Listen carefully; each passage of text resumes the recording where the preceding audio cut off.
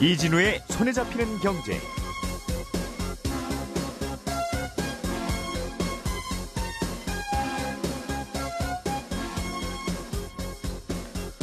안녕하십니까, 이진우입니다. 내년도 최저임금을 결정할 위원회 구성이 마무리됐습니다. 조만간 첫 번째 회의가 있을 예정인데요. 올해는 최저임금을 얼마나 올리느냐와 함께 연령별, 지역별, 업종별 차등 적용을 할 것이냐 안 할 것이냐가 중요한 쟁점이 될 전망입니다. 대만에서 큰 지진이 있었는데요. 세계 파운드리 1위 업체인 TSMC의 반도체 생산 라인에 차질이 예상되고 있습니다. 동종 업체인 삼성전자가 반사이익을 얻게 될지에도 관심이 쏠리고 있습니다. 네덜란드 정부가 요즘 네덜란드의 많은 기업들이 본사 이전을 검토하고 있어서 잔뜩 긴장하고 있다는 소식입니다. 이유가 뭔지도 자세히 들어보겠고요. 금융감독원이 보험사 화해계약 가이드라인을 발표했다는 소식도 함께 들어보겠습니다. 4월 5일 금요일 손에 잡히는 경제 시작합니다.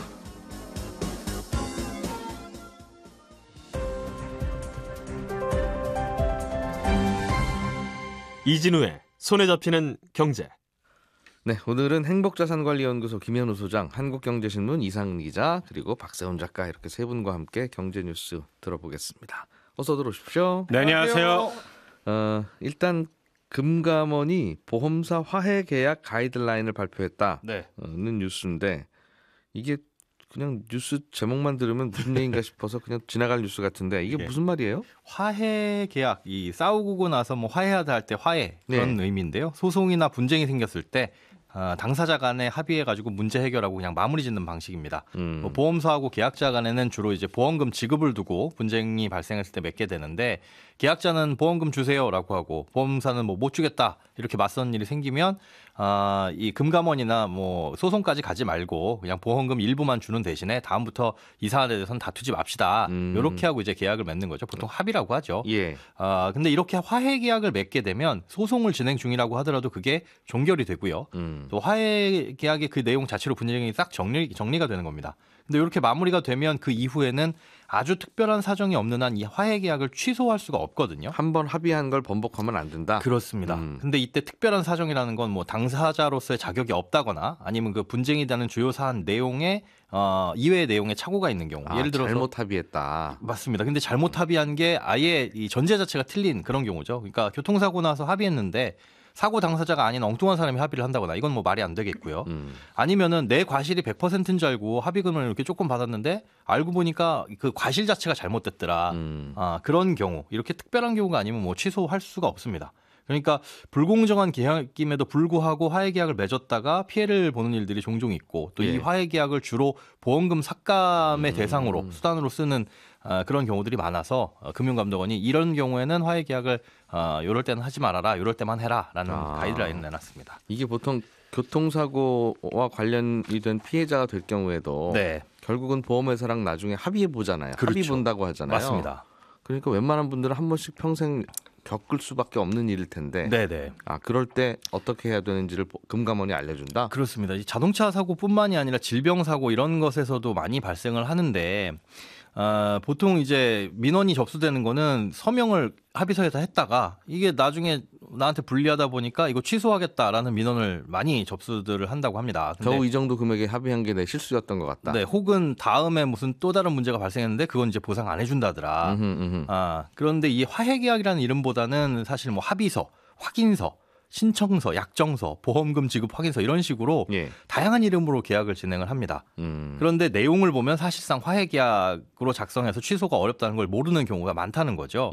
그 내용을 보면 계약자한테 아주 불리하게 작성을 하는 건데, 예를 들어서 약관에서 지급해주는 내용은 아니지만 뭐 이런 문구를 포함을 시켜서 원래는 이제 부지급하는 내용인데 우리가 지급을 해준다, 그걸 인정해라라는 식의 내용 문구를 포함시키는 겁니다. 이거는 보험회사가 고맙게 해준 거라는 뉘앙스인데요. 그렇죠. 그런데 그 약관에서 지급을 보장해주지 않는데도 불구하고 이렇게 보장을 해주니까 라는 문구를 써놓으면 어떤 효력이 발생하냐면, 그 부지급을 인정하는, 그러니까 약관에서 보장해주지 않는구나, 오케이, 그것도 이제 소비자가 인정을 하게 되는 식의 내용이 되는 거죠. 요거는 우리 원래는 안 해주는 건데 그냥 이거 해주는 거다라고 해서 하게 되면 원래 이게 근본적으로 보험회사가 줄 돈은 아니라는 아니구나. 것을 간접적으로 인정한 셈이 된다. 맞습니다. 그리고 거기에 추후 뭐 같은 질환은 다시는 보험금을 청구하지 않는다. 그리고 이 질환에 대해서 뭐 가급적 앞으로 치료나 입원을 자제한다. 또 유사한 사유에 대해서는 보험금을 지급하지 않는 사실을 인정한 뭐 이런 식의 문구를 써서 원천적으로 미래에 발생할 보험금 청구를 아예 못하게 하는 문구를 포함시킨다는 게 빈번하다는 거죠. 요 사안에 대해서는 미래에 보험금 청구하지 말자는 뜻이니까. 네. 그거는 뭐 어찌 보면 합의라고 하는 취지를 보면 당연할 텐데. 그런데 만약에 예를 들어 뭐 위에 관련된 질병으로 인해서 이번에 보험금 청구를 했는데 네. 앞으로는 그럼 위와 관련된 거는 보장을 해주지 않는다.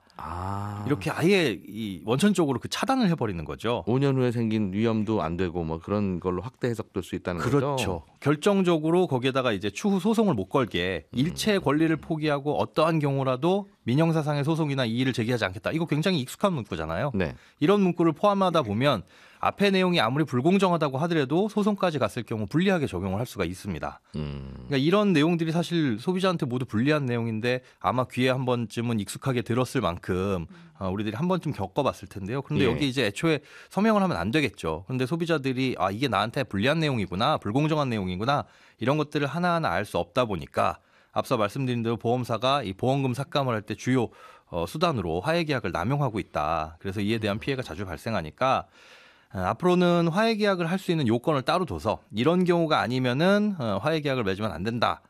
라고 이제 가이드라인을 내놨고요. 그리고 앞서서 말씀드렸던 그런 이제 부당한 문구도 쓸 수 없도록 아예 금지를 했습니다.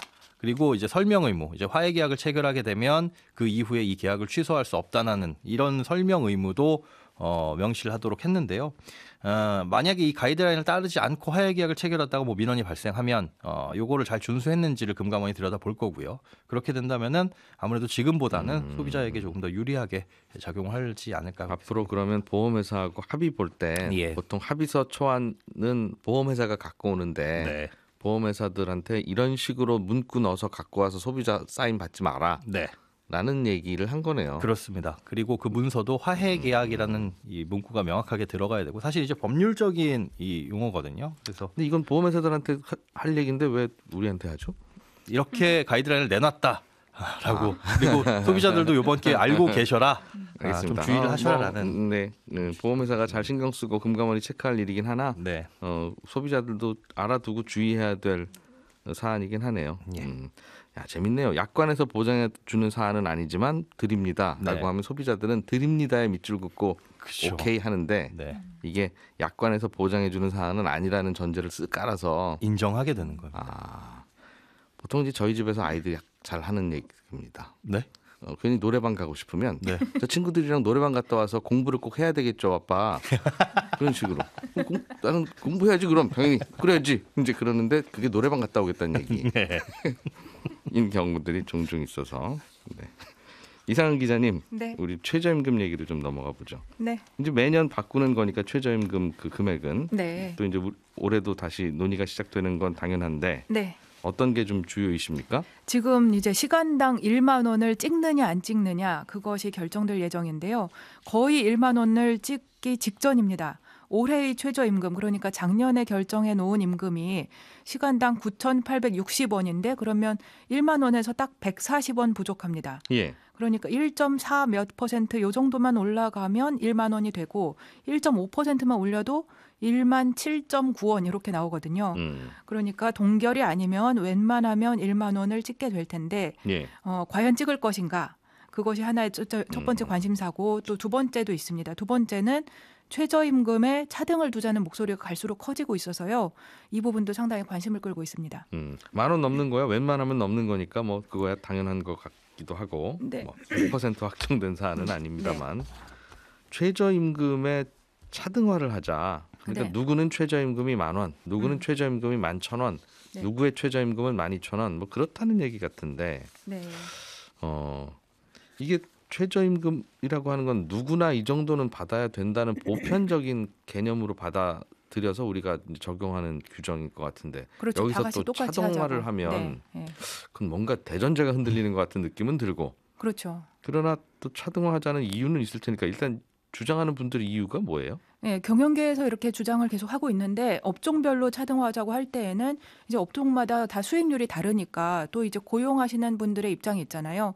특히 이제 작년에도 그런 주장을 했습니다. 작년에도 편의점하고 택시하고 숙박업하고 음식점 이 부분에 대해서는 차등화를 하자고 주장을 했었고 하지만 작년에는 부결이 되었습니다. 근데 올해도 다시 주장을 할 텐데 올해 어느 업종을 들고 나올지는 아직 우리가 지금은 알 수 없지만 아마도 이제 상당 부분의 업종에 대해서 특히 이제 수익률이 좀 낮은 업종, 이익률이 낮은 업종에 대해서는 야 여기서는 우리가 최저임금 더 이상 올리면 마진이 안 남는다. 그러면 고용을 안 하는 것보다는 고용을 하는 게 낫지 않겠느냐. 이런 주장을 할 수 있고 또 이제 그런 주장도 상당히 설득력이 있기 때문에 그런 올해도 이런 얘기를 할 것 같습니다.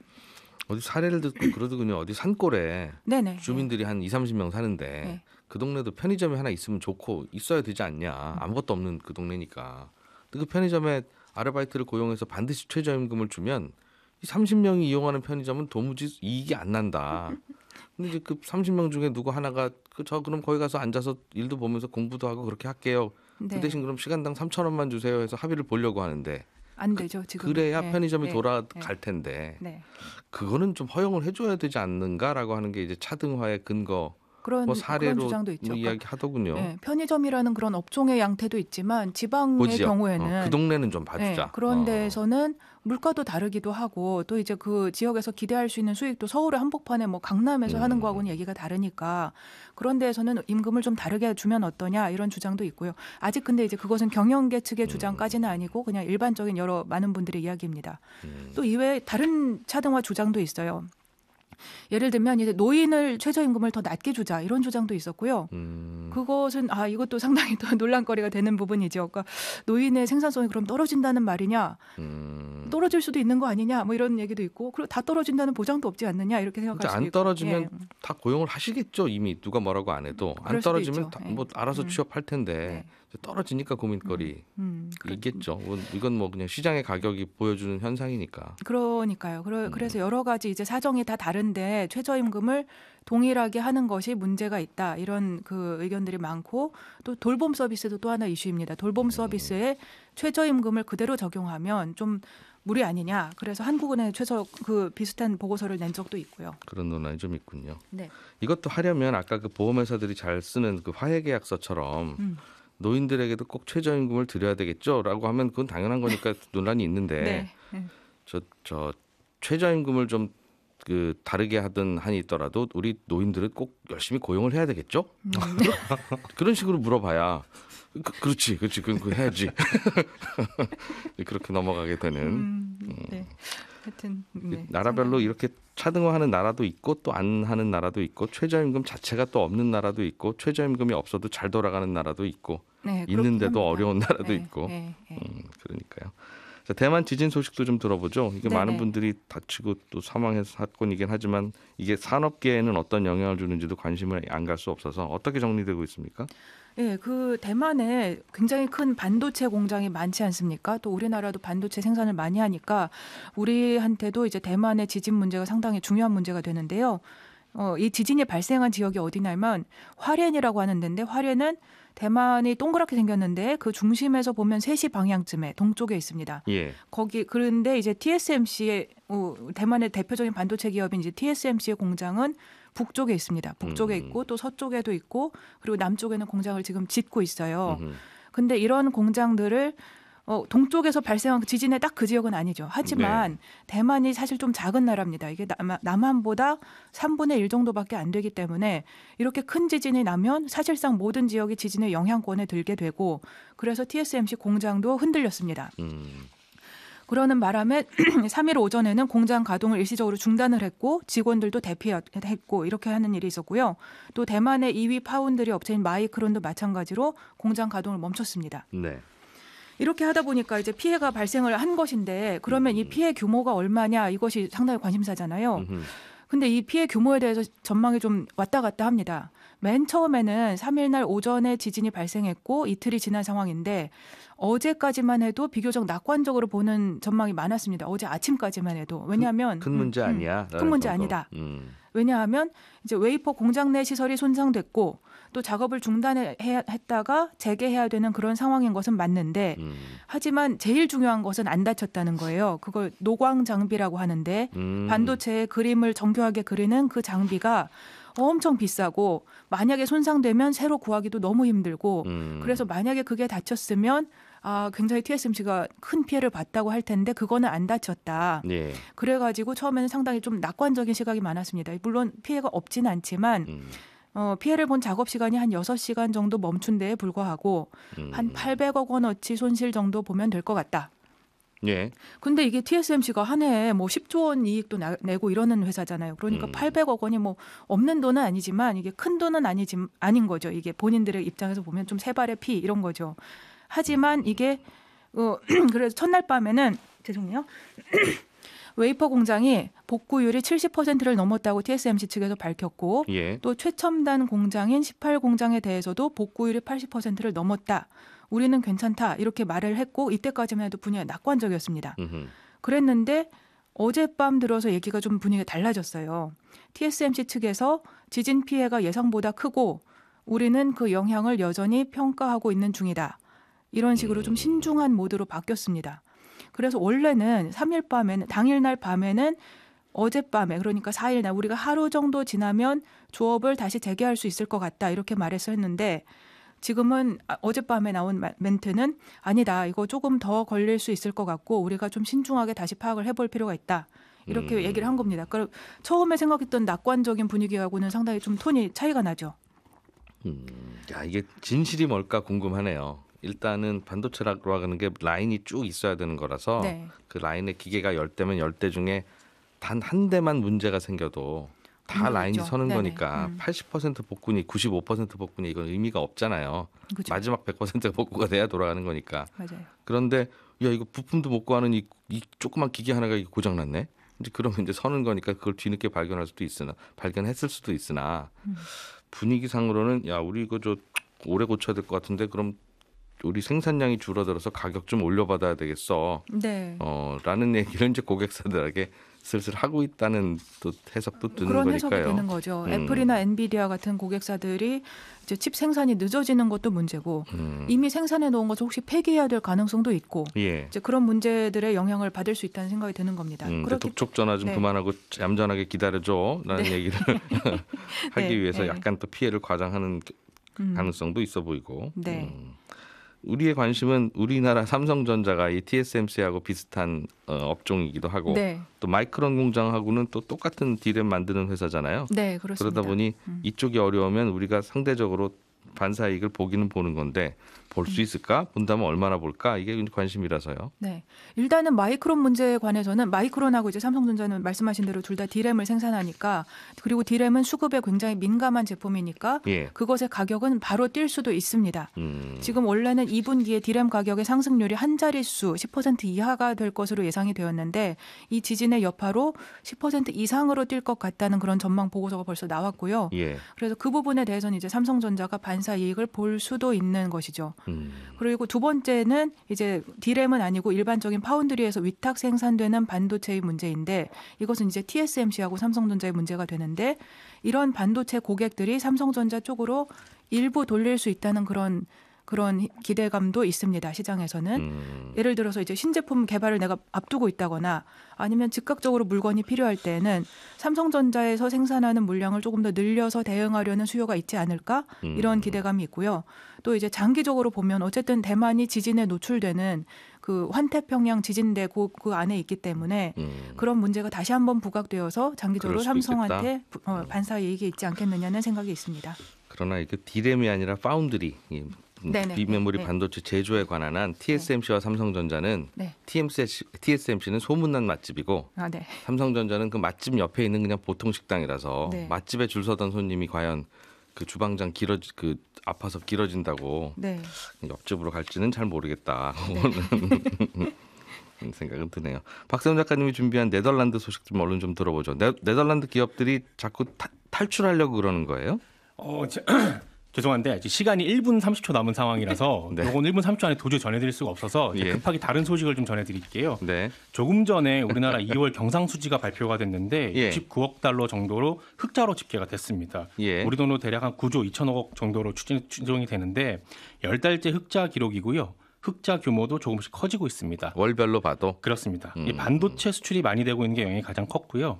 에너지 가격이 좀 계속 내려가고 있지 않습니까? 그러면서 수입액이 줄어든 것도 영향이 컸는데 조금 전에 또 삼성전자 1분기 영업이익이 발표가 됐습니다. 이게 예. 6조 6천억 원이고요. 작년 1분기 대비로 한 930% 정도 증가한 걸로 나온 겁니다. 그건 반도체 잘 팔리니까 당연한 건데 그렇습니다. 시장 예상치를 얼마나 비트했는지 5조 4천억 원이 시장 전망치였습니다. 생각보다 잘 훨씬 나왔네요. 잘 나온 거죠. 그리고 매출은 71조 원, 작년 1분기 대비 한 11% 정도 증가한 걸로 나왔습니다. 이제 하이닉스가 발표를 곧 해야 되는데 하이닉스도 생각보다 많이 나오겠군요. 그럴 수 있겠습니다. 반도체도 잘 되고 있고 그래서 경상수지가 흑자 규모가 커지고 있으니까 올해 그래서 우리나라 경제는 수출 뭐 제조업 이런 거는 많이 좋아질 것 같은데 그렇습니다. 문제는 내수. 항상 내수가 문제였지만 올해는 특히 더 고민거리인 이자율이 안 떨어지고 하다 보니까 이제 고소득층도 주머니 못 열고 예. 그러다 보면 뭐 한 번 두 번 갈 식당 안 가고 그러면 다 이제 그 여파가 커지는 거 아니겠어요? 그리고 그동안 힘들었었던 걸 이제 더 이상 견디다 거의 이제 마지막까지 와 있는 분들이 많을 텐데. 네. 그러게요. 반가운 소식도 있고 잘 들었습니다. 네덜란드 이야기는 다음 기회에 그럼 들어보죠. 재밌을 것 알겠습니다. 같은데. 예.